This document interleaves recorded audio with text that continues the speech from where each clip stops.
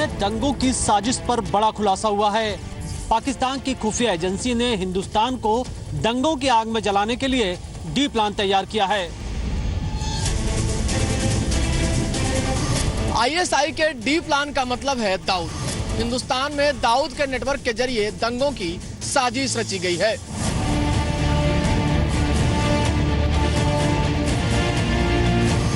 हिंदू नेताओं को मारकर, लोगों की भावनाओं को भड़काकर हिंदुस्तान को दंगों की आग में झोंकना चाहता है आईएसआई और दाऊद।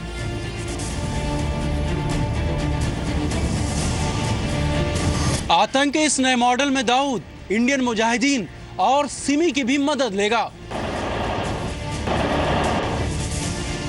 दाऊद का नेटवर्क इंडियन मुजाहिदीन की आतंकी और सिमी के स्लीपर सेल को एक्टिवेट किया जा चुका है।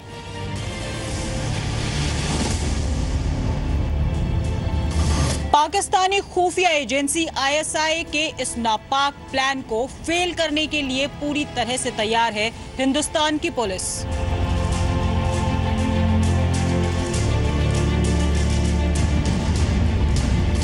आतंकी हमलों का मुंहतोड़ जवाब मिलने के बाद अब आतंक नया मॉडल ला रहा है।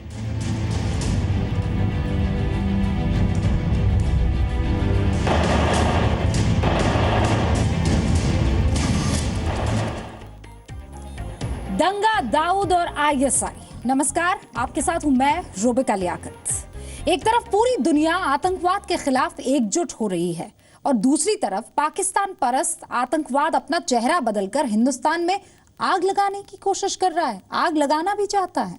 पाकिस्तानी खुफिया एजेंसी आईएसआई ने हिंदुस्तान में दंगे करने की साजिश रची है। ये साजिश किसी एक राज्य के लिए नहीं, पूरे हिंदुस्तान के लिए है। आईएसआई की इस साजिश को अंजाम देने का जिम्मा दाऊद को सौंपा गया है। आखिर हिंदुस्तान को दहलाने की आईएसआई की साजिश है क्या?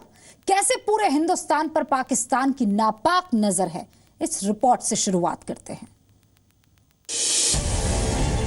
जम्मू कश्मीर, दिल्ली, महाराष्ट्र, गुजरात, राजस्थान, पंजाब, हरियाणा, यूपी,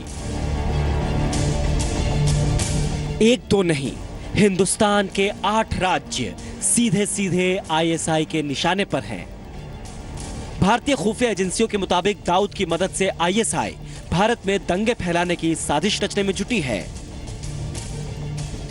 आईएसआई ने हिंदुस्तान में दंगा कराने का जिम्मा अंडरवर्ल्ड डॉन दाऊद इब्राहिम को सौंपा है। दाऊद इब्राहिम के साथ सिमी और इंडियन मुजाहिदीन के आतंकी इसमें शामिल होंगे।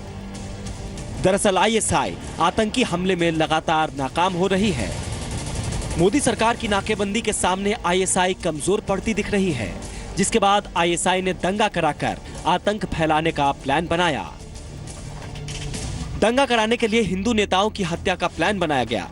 हिंदू नेताओं की हत्या की जाएगी और फिर लोगों की भावनाओं को भड़का के दंगा फैलाया जाएगा। इसके लिए उन नेताओं की लिस्ट बनाई गई जिनकी सुरक्षा बेहद कम है या फिर नहीं के बराबर है, लेकिन उनकी हत्या से लोकल स्तर पर दंगा को भड़काया जा सकता है। आईएसआई इस माफी की प्लानिंग तो कई सालों से कर रहा है, लेकिन हर बारी उसकी कोशिश जो है नाकाम हुई है। हिंदुस्तान की अवाम, हिंदुस्तान की गवर्नमेंट, स्टेट गवर्नमेंट सारी तरह अच्छी तरह समझते हैं कि पाकिस्तान की कोशिशें थी हिंदू मुस्लिम को लड़ा दे, हिंदू सिख को लड़ा दे, एक कौम को दूसरी कौम के साथ लड़ा दे। सारे के सारे अभी अलर्ट है। उसकी हर कोशिश के बावजूद एक भी ऐसा केस नहीं हुआ जहां कम्युनल वायलेंस है। अब इस पूरे प्लान को अंजाम देने के लिए आईएसआई दाऊद के जरिए सिमी और इंडियन मुजाहिदीन के पुराने आतंकियों को एकजुट कर रहा है। सिमी और आईएम के आतंकियों को विदेशों से पैसे ट्रांसफर किए जा रहे हैं। हिंदुस्तान में दंगा कराने के आईएसआई के इस प्लान से सरकार सतर्क में है। आईबी के अलर्ट के बाद गृह मंत्रालय इस मॉड्यूल को डिकोड करने की कोशिशों में लगा हुआ है। कुछ दिनों पहले गृह मंत्रालय ने सभी राज्यों को अलर्ट भी जारी किया था, जिसमें कहा गया था कि कुछ तत्व देश के सांप्रदायिक माहौल को खराब कर दंगे की साजिश में लगे हुए हैं। आईएसआई के इस प्लान में दाऊद के शामिल होने से महाराष्ट्र सरकार के होश उड़ गए हैं, क्योंकि 1993 बम धमाकों का मास्टरमाइंड दाऊद को महाराष्ट्र समेत मुंबई की हर जानकारी है। आईएसआई के प्लान से सबसे ज्यादा खतरा मुंबई में है। आईएसआई ने दंगा कराने की जिम्मेदारी दाऊद को सौंपी है।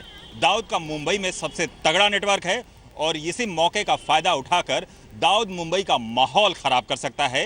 हालांकि जन्माष्टमी और गणेश चतुर्थी जैसे त्योहार तो शांतिपूर्ण तरीके से निपट गए, लेकिन क्रिसमस और नया साल का जश्न अभी बाकी है। आईएसआई के इस पूरे साजिश में गुजरात सेंटर पॉइंट है। 2002 के दंगों की बात कर लोगों की भावनाओं को भड़काने की कोशिश होती रही है। हिंदू नेताओं की हत्या की सबसे पहले शुरुआत गुजरात के भरूच से हुई। ये साजिश का पता उसके बाद चला। हालांकि पहले से ही गुजरात आतंकियों के निशाने पे है। 2002 के दंगों के याद करा के यहाँ के लोगों की भावनाओं को भड़काने की कोशिश की जा रही है। आतंकी घुसपैठ में नाकाम रहने के बाद आईएसआई ने दंगा कराने के लिए जिस राज्य को सबसे पहले चुना वो पंजाब है। यहाँ श्री गुरु ग्रंथ साहिब के अपमान के बाद हिंसा फैली हुई है। कई लोगों की मौत हो चुकी है। यहाँ तक कि इस बार पंजाब में दिवाली भी नहीं मनाई गई। पंजाब में पिछले कुछ महीनों से हिंसा की खबरें लगातार आ रही हैं। बादल सरकार ये दावा कर चुकी है कि आईएसआई पंजाब में हिंसा फैलाना चाहती है और इसके सबूत भी पेश किए जा चुके हैं।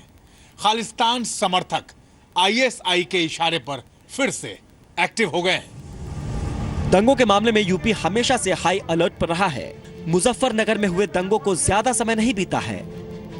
यूपी के कई इलाकों में आईएसआई दंगा भड़काने की कोशिश में है। उत्तर प्रदेश में पिछले कुछ महीनों में सांप्रदायिक हिंसा की घटनाओं में बड़ा इजाफा हुआ है। केंद्र सरकार इसके मद्देनजर यूपी सरकार को अलर्ट भी कर चुकी है। एक साल बाद होने वाले यूपी विधानसभा चुनाव को देखते हुए आईएसआई यूपी में दंगा भड़काने की बड़ी साजिश रच रहा है। ये तस्वीर कुछ दिन पुरानी है, जब टीपू सुल्तान के जन्मदिन मनाने के विरोध में हुए हंगामे में वीएचपी के कार्यकर्ता की मौत हो गई थी। इसके बाद ये अंदेशा जताया जा रहा है कि इस तरह की घटनाओं की मदद से आईएसआई कर्नाटक का माहौल खराब कर सकती है। दक्षिण के राज्यों में कर्नाटक आईएसआई के निशाने पर है। कुछ दिन पहले टीपू सुल्तान का जन्मदिन मनाने को लेकर हुए हंगामे का फायदा उठाकर आईएसआई यहां का माहौल खराब कर सकता है। खुफिया रिपोर्ट के मुताबिक आईएसआई श्रीराम सेना के प्रमुख प्रमोद मुतालिक की हत्या कर दंगा भड़का सकता है। हिंदुस्तान के जिन राज्यों में दंगा भड़काया जा सकता है उसकी पूरी फहरिस्त आपने देख ली। आगे आपको दिखाएंगे आईएसआई के इस नापाक प्लान का खुलासा हुआ तो आखिर कैसे। ब्यूरो रिपोर्ट, जी मीडिया। इस पूरी खबर के दरमियान आप यही सोच रहे होंगे कि साजिश का खुलासा कैसे हुआ, किसने ये जानकारी दी, कैसे पता चला कि हिंदू नेताओं की हत्या कर दंगा भड़काने की साजिश हो रही है। इस साजिश को समझने के लिए बहुत बड़ी पड़ताल करनी नहीं पड़ी। इसका खुलासा गुजरात के भरूच में बीजेपी के जो 2 नेताओं की हत्या हुई उसमें शामिल आरोपियों की गिरफ्तारी से हुआ। आप समझिए हुआ क्या।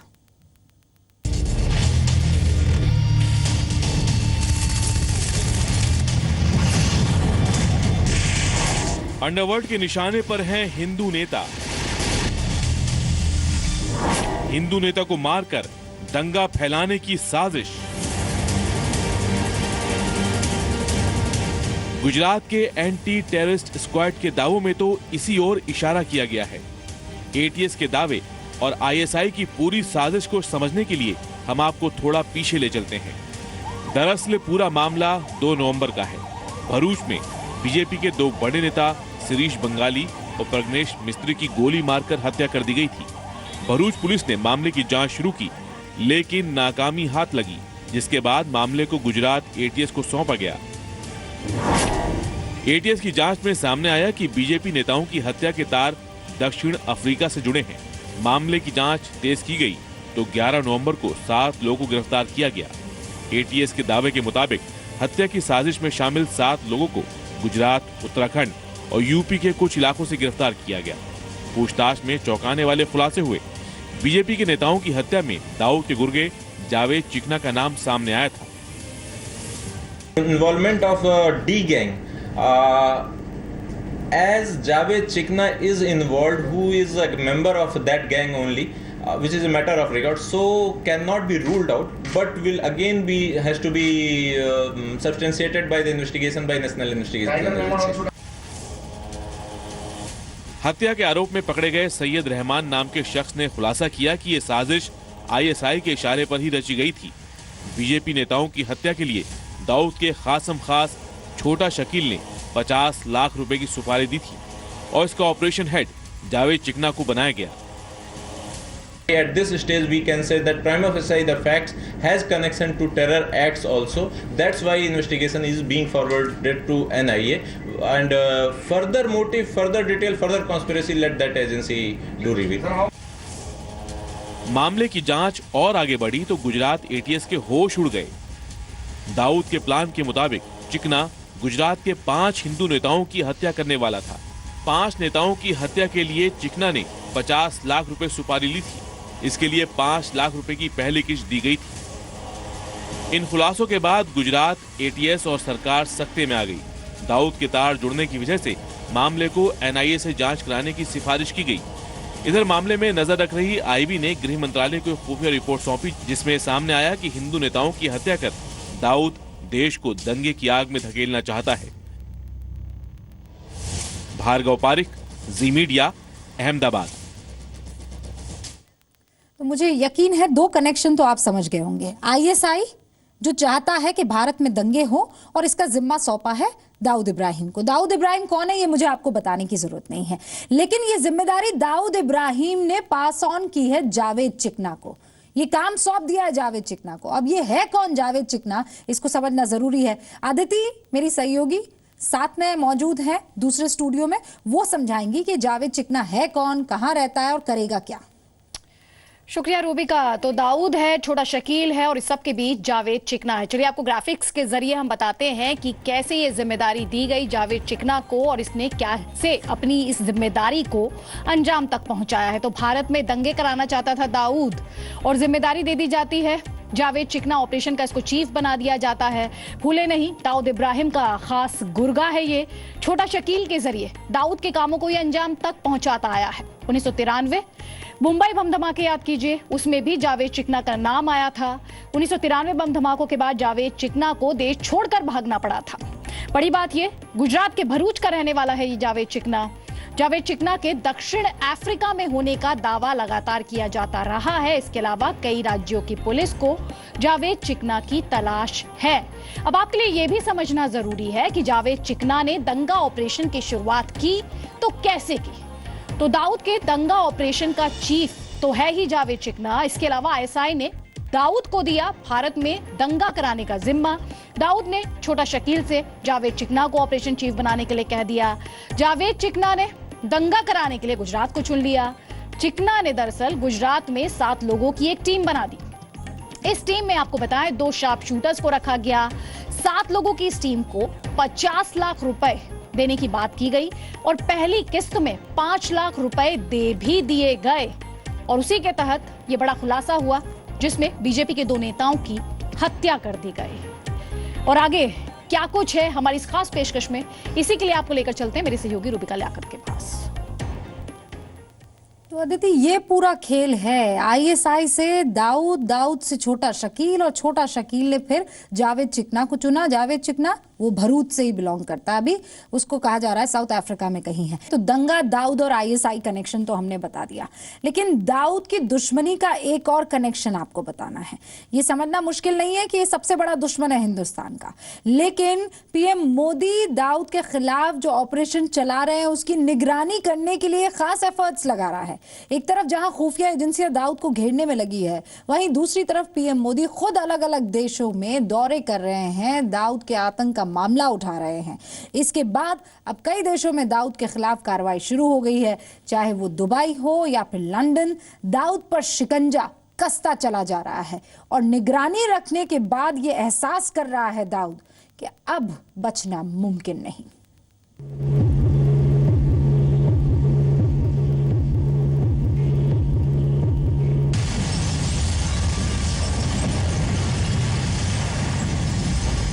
1993 मुंबई बम ब्लास्ट का सबसे बड़ा गुनाहगार दाऊद इब्राहिम पाकिस्तान के दिल में बीते 22 सालों से चूहे की तरह छिपा है।